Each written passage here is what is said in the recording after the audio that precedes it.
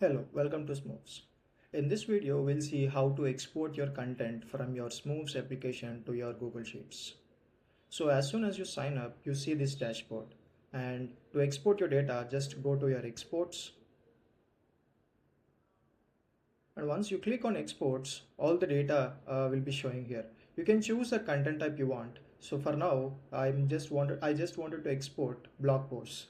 So since I have 6 blog posts, I select 6 blog posts, click on actions and click on export. Whenever I click on export, you get this pop-up. Like you have 3 different options. You can export to Google Sheets, you can export to a file, you can export to JSON. You have 3 different options. You can choose from whatever you want. Now, for now, I'm just exporting it to Google Sheets. So once in this dialog box, you can see a lot of recommended fields. We recommend these fields to be in your Google Sheets. If you don't require them, you can just deselect all. And also we have these additional fields. Whatever fields you want, you can just select or deselect them by just clicking on them. Now I can click on a create new sheet. Since this sheet account is already connected, I want to create a new sheet name with test.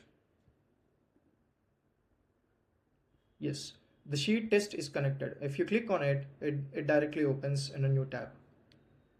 You can see we have a sheet with name test. Now if you want to add a tab, you can either add a new tab, or just export to the current tab. I'm just choosing the sheet one, which is already existing here. So I'll click on export to Google Sheets, confirm export, and done. You can see these records are being exported to your Google Sheets in this activity monitor. So once this is done, all the records will be reflected in your Google Sheets. Let's wait for a while. Yes, and if you can go, you can see that all the columns that we have selected are shown, and all the data is shown in this Google Sheet. This is as simple as it is. You can also export it to a file. You can also export it via JSON, which we'll be seeing in the next videos. Thank you.